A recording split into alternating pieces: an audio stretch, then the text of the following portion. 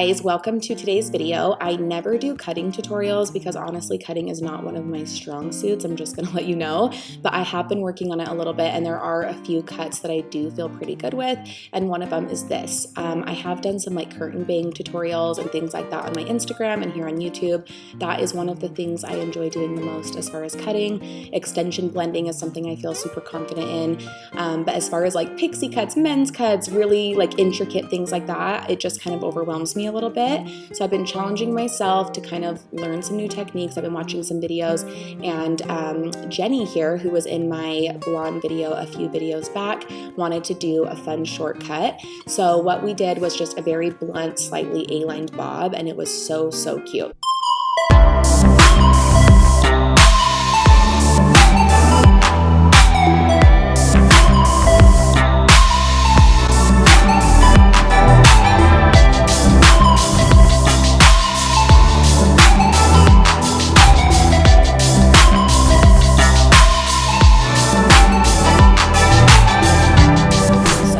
How I started this was I sectioned off the underneath, and as you can see, I directed everything towards the center, and so that way you're over directing towards the back, and so that when the hair falls forward, you have that longer length, and then you can kind of go through and fine tune it and then get that angle. The most important thing about short haircuts like this is making sure that that first layer is at least half an inch shorter than the rest of the haircut. If you don't do this, especially when your client looks up after looking down, it's going to be longer and it's going to kind of jut out really awkwardly when the rest of the hair is down. So in beauty school, they used to call this like the duck butt, and like every person would have that in the back of their hair if you don't do this correctly. So you can see here that I'm using this section as a guideline.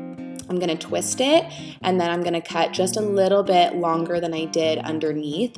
I did about half an inch here. You can do it a little bit longer, but usually half an inch is the longest I do because then it looks like a disconnect.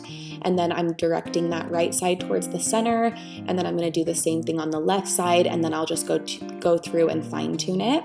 The reason I like to twist it in the center is because I feel like it gives me a really good base to start from, and it starts that angle that I need because I twist it, and then when I unravel it, the left side falls where it needs to, and so does the right. So that's just a little trick I like to use for short haircuts.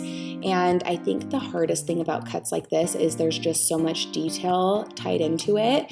Anytime your client moves their hair or shakes their head, you could see a part that you need to cut. So I always like to move the hair a lot after I cut each section and then just kind of go through and fine tune it, because you never know where mysterious hair is just going to pop up. I feel like you could just spend all day cutting something like this, and especially us hairstylists, we're like super perfectionists, so it's so hard to put the scissors down.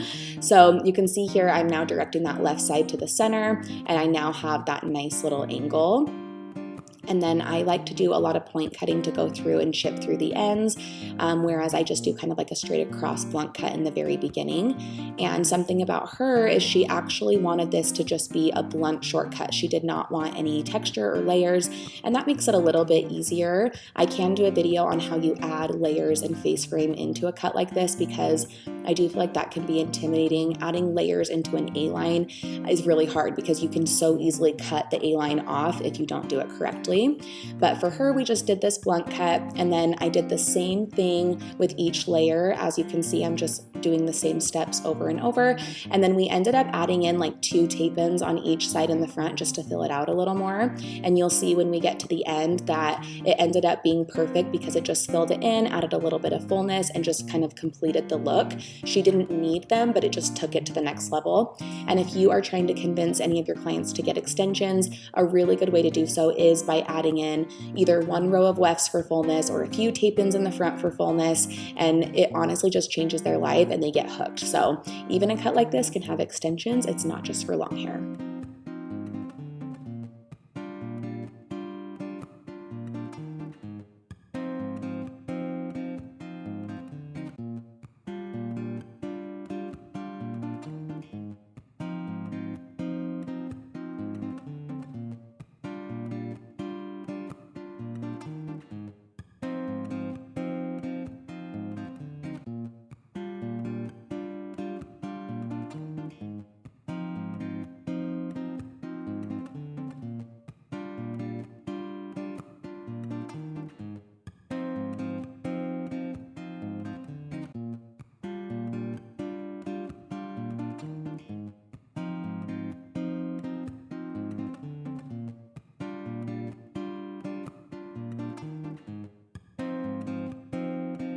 Once I'm done with the baseline, I kind of talked to you guys how I like to chip into the ends. This is something else I'll do is I'll pull the hair directly out and then point cut like this. This isn't necessarily adding layers. It's not a baseline either though, because I am elevating the hair, but this is just going to kind of help chip into the ends.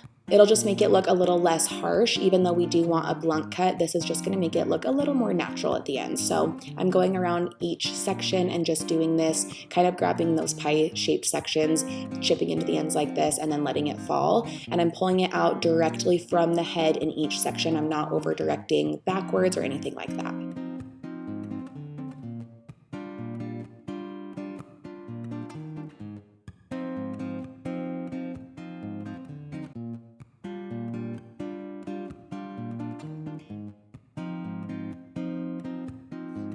I hope you guys enjoyed this video. If you would like more cutting tutorials, let me know, and I can definitely do that for you. Let me know if you have any tips or tricks for a haircut like this in the comments below, and make sure you let me know what you want to see in the future. Thank you so much for watching, and have a great day.